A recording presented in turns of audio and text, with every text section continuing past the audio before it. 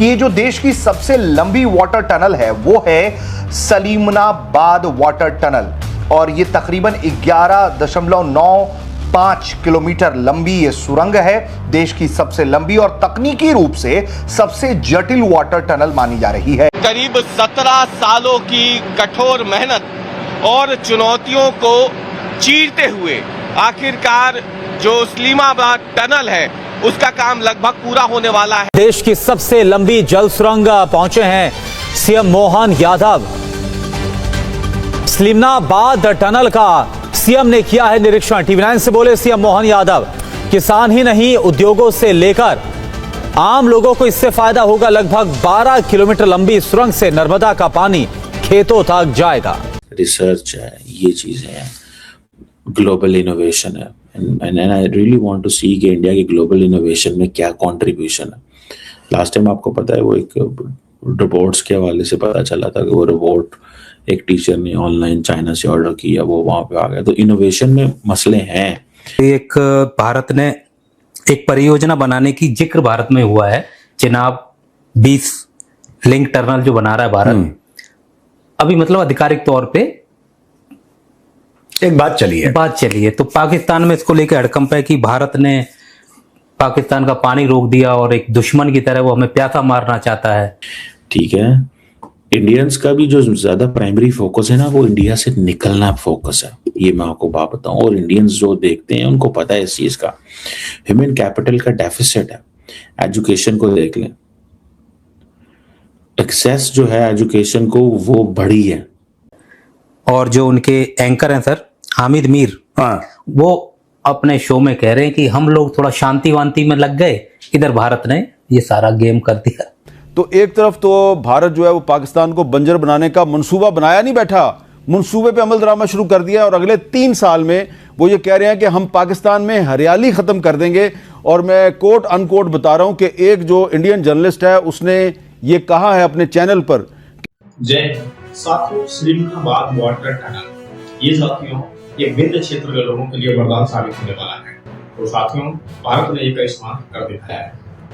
भारत ने Sleemanabad water tunnel बना दिया है, जिसका निर्माण 17 साल पहले शुरू हुआ था, और अब ये जो करिश्मा करेगा वो जानकर आप भी हैरान हो जाएंगे।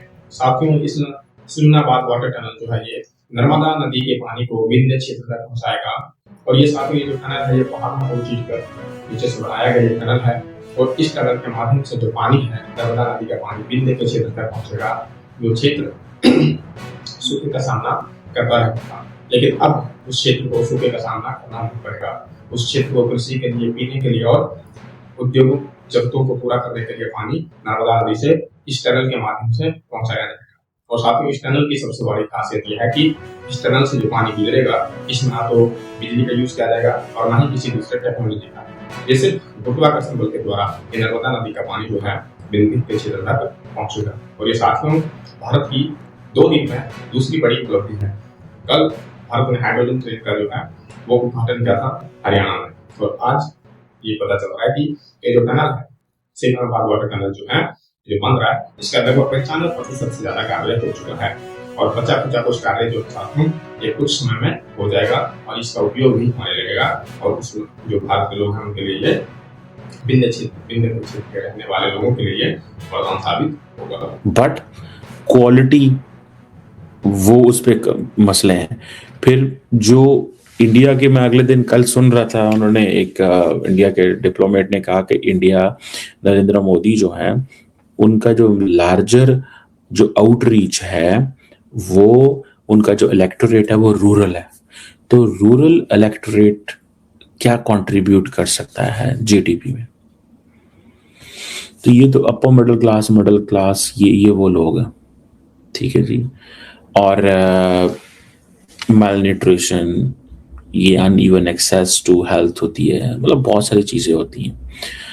फीमेल पार्टिसिपेशन गांव लेवल पे ठीक है लोग करते होंगे, वो है खवातीन इंडिया की लड़कियां बहुत ज्यादा आगे आई हैं, इसमें कोई शक नहीं है। एंड आई बिलीव कि मुझे लगता है कि पाकिस्तान से तो ज्यादा ही इंडिया की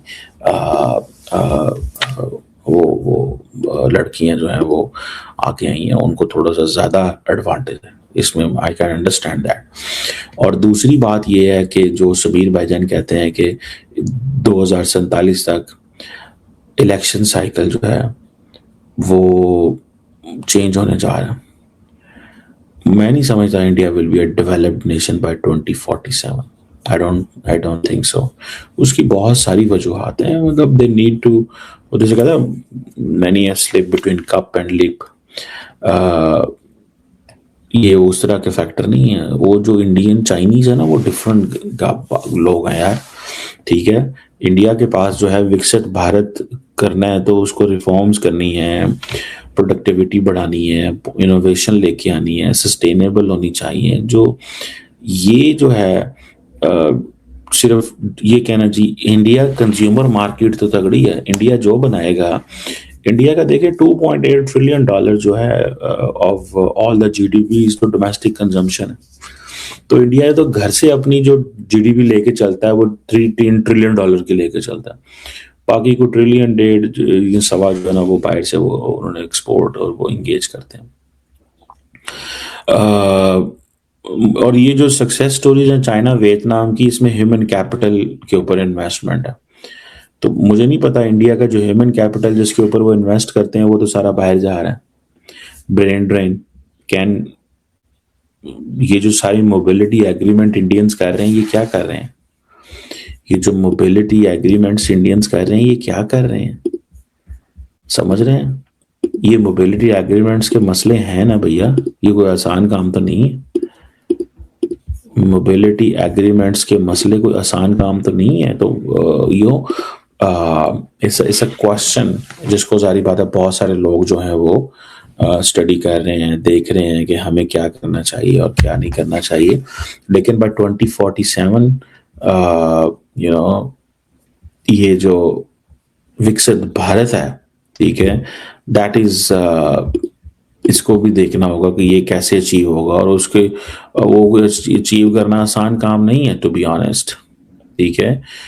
उसकी वजह यह है कि जो विकसित भारत है by 2047 it will take a lot of time. Economy का मैंने बताया कि आपको 18 से 20 हज़ार डॉलर हाई इनकम स्टेटस चाहिए, इकोनॉमी 30 ट्रिलियन डॉलर की चाहिए, ठीक है जी।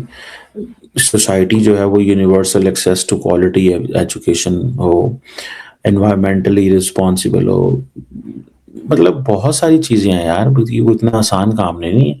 जीडीपी की सस्टेन ग्रोथ चाहिए 8 to 10% एनुअल। मुझे लगता है कि ये जो नैरेटिव बनाए जा रहे हैं ना 2047 तक हम डेवलप्ड नेशन होंगे, जैसे कि पार्ट ऑफ इलेक्टोरल कैंपेन जिसका जो दायरा कार है वो फॉरेन ऑफिस तक और थिंक टैंक्स तक है। यानी कि the think tanks they have a job कि वो उनको इस चीज को एक्सप्लेन करना है लोगों को कि भाई हम 2047 तक ये हो जाएंगे।